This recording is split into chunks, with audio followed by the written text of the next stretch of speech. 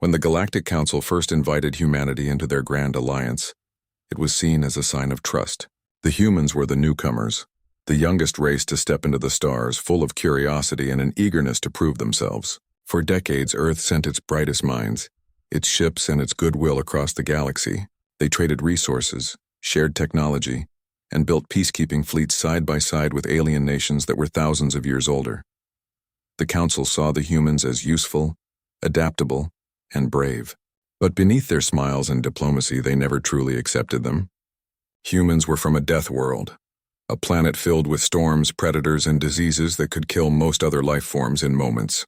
To the older races, humans were something wild, something dangerous they wanted to keep close only to control. At first, the humans ignored the whispers. They believed in unity. They believed in friendship. But faith has limits, and betrayal has a way of burning through the strongest hearts. It began with the Accord incident. The human colony of Accord Prime was under the protection of the Galactic Council. Thousands of settlers had built homes, schools, and farms there. It was a small world, quiet and hopeful. One day, a raider fleet from the outer systems attacked without warning. The humans called for help, sending distress signals to nearby Council fleets. No answer came.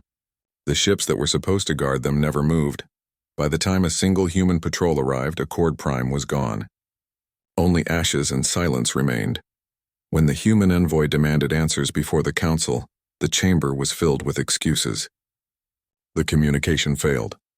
The orders were unclear. We were following standard protocol. Their voices were calm, polished, and empty. The human ambassador stood there, staring at the sea of alien faces. His eyes were quiet, but his words were colder than space itself. You let them die. The Council speaker shifted uncomfortably. You must understand. No, the human interrupted. We understand perfectly. The Council thought it would pass. They thought humans would bow, would forgive as they always did. But Earth's silence after that day was not forgiveness. It was preparation.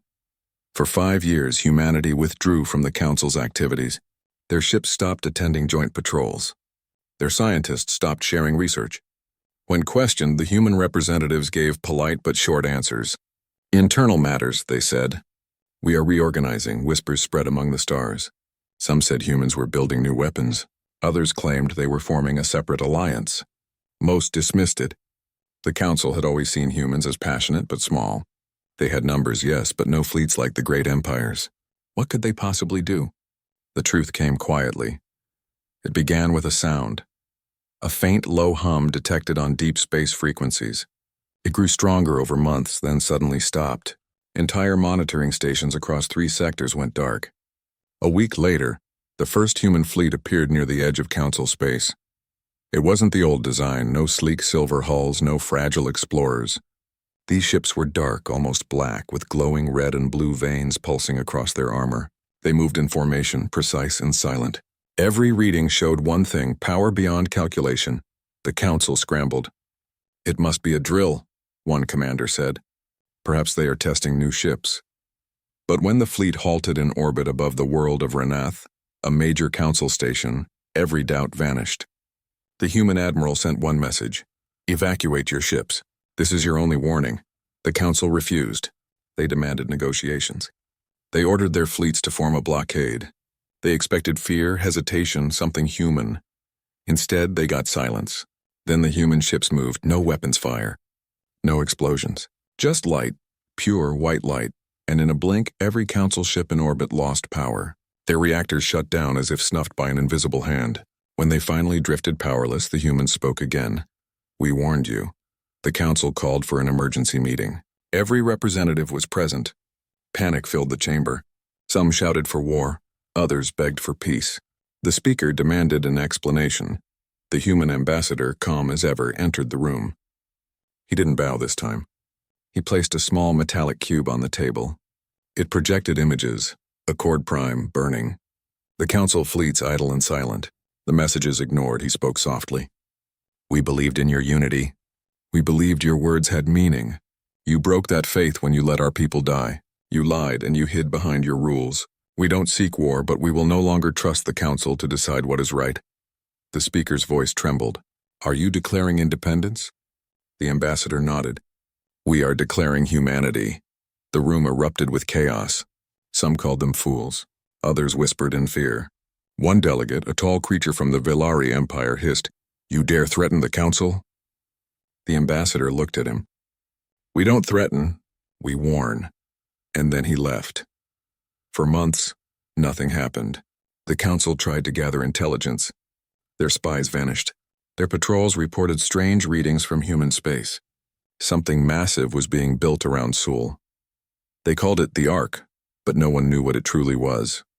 Rumors spread of human ships traveling beyond known space, exploring the dark between galaxies. Alien traders spoke of colonies that could rebuild themselves in hours, of drones that moved like living shadows. The council, desperate to maintain control, sent a fleet to inspect the border. It never returned. The only transmission received before the silence was a single human voice. Run. That word spread like wildfire across the stars. Some races began to withdraw their support from the council. They remembered how humans had fought beside them during the wars of the past. They remembered who had come when no one else did. Others laughed. They said humans were arrogant, blinded by pride. They would burn themselves out. They were wrong. When the council tried to strike first, sending their combined fleets toward human territory, they expected a fair fight. What they met instead was something else entirely. The humans didn't meet them in open battle. They let them come closer, deeper into human-controlled sectors. Then the stars changed. What appeared as empty space came alive with light. Thousands of human ships uncloaked from the dark. Their hulls shimmered with strange energy fields, bending light around them. The council commanders panicked. They opened fire, but their weapons found nothing. Energy bolts vanished into thin air. Missiles lost guidance. Then the human ships responded. They didn't fire lasers or plasma. Instead, they used gravity itself. Small spheres launched from their ships exploded silently, and nearby vessels were crushed as if by invisible hands. The council fleet fell apart within minutes. When it was over, the humans sent one message across the network to every world, every outpost, every listening station. You broke faith. You left our people to die. You used our trust to strengthen your rule. We are not your soldiers. We are not your servants. We are the children of Earth, and we remember everything. From this day forward, the council has no hold over us. If you value your peace, then run. Leave our borders. Do not return. That message played across the galaxy for weeks. Some called it arrogance.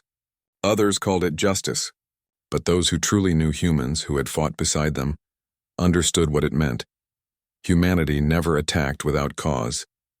They never destroyed without reason. When they said run, it was not a threat. It was mercy. Because deep within Sol system, beyond the shimmering barrier of defense grids and energy fields, the Ark was complete.